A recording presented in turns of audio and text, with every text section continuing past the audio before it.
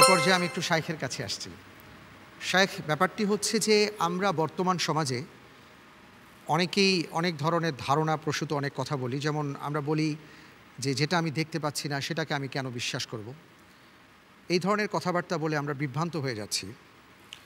সূরা যারিয়াতের যে আয়াতটি আমাদের সামনে এখন আছে, ১৫০০ বছর আগে এই আয়াত যখন নাজিল হয়েছে তখন নিশ্চয়ই বিশ্বব্রহ্মাণ্ড সম্প্রসারণ হচ্ছে বা কী হচ্ছে এটা নিয়ে গবেষণা তখন ছিল না।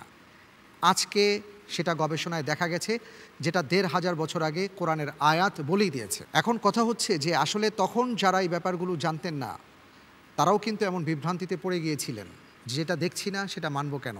কিন্তু আজকে আয়াত ঠিকই আছে, তারা নেই। এ থেকে আমাদের কি শিক্ষা নেওয়া উচিত? জি, ধন্যবাদ আপনাকে। আসলে বিষয়টি খুবই দুঃখজনক। আমরা কোরআনের শিক্ষা আজ নিজেদের ভেতরে আমরা ধারণ করতে পারিনি। কোরআনে কারিমে আল্লাহ সুবহানাহু ওয়া তাআলা এমন কিছু বিষয় রেখেছেন যে বিষয়গুলো আল্লাহর অস্তিত্বকে প্রমাণ করছে, যেগুলো আল্লাহর অস্তিত্বের স্বাক্ষর বহন করছে। আল্লাহ সুবহানাহু ওয়া তাআলার আনিত সকল বিধানের সত্যতা এবং যথার্থতাকে প্রমাণ করার জন্য কোরআনে কারিমে এই জাতীয় ছড়িয়ে ছিটিয়ে থাকা বিষয়গুলোকে আল্লাহ সুবহানাহু ওয়া তাআলা তাঁর ভাষায় বলেছেন আয়াত, অর্থাৎ আল্লাহর নিদর্শনসমূহ।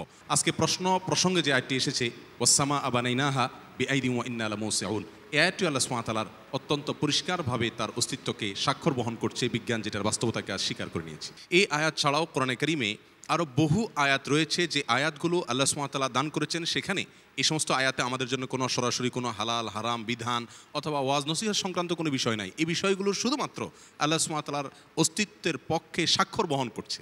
আফসোসের বিষয় হলো আজ আমরা মুসলিমরা কোরআনে কারিম থেকে প্রথমত অনেক দূরে সরে গেছি। বেশিরভাগ মুসলিমরা আমরা কোরআনে কারিম অধ্যয়ন করি না, পড়ি না, স্টাডি করি না। আর যারাও পড়ি তারা কোরআনে কারিমের ইবাদত সংশ্লিষ্ট বা ঈমান সংশ্লিষ্ট সরাসরি আয়াতগুলো হয়তো আমরা ঘাটাঘাটি করি। এর বাইরে আয়াত সংশ্লিষ্ট আয়াত যেগুলো, আল্লাহর নিদর্শন সংশ্লিষ্ট আয়াত যেগুলো, সেগুলো আমরা পড়াশোনা করি না। এই জন্য আমি আজকে আলোকিত জ্ঞান অনুষ্ঠানের মাধ্যমে আমাদের সম্মানিত দর্শক শ্রোতাদেরকে আহ্বান করব। আজকাল আলহামদুলিল্লাহ অনেক স্কলারগণ এবং অনেক গবেষকগণ আল্লাহ সুবহানাহু ওয়া তাআলার অস্তিত্বকে কোরআনে কারিমের বিভিন্ন আয়াতের আলোকে, যেগুলোকে আল্লাহ সুবহানাহু ওয়া তাআলা নিজেই বলেছেন ওয়াফিহি আয়াত, ফিহি আয়াত, কোথাও বলেছেন লি উলিল আলবাব, কোথাও অন্যান্য ভাষা ব্যবহার করেছেন জ্ঞানবানদের জন্য, বুদ্ধিমানদের জন্য, চক্ষুষ্মানদের জন্য।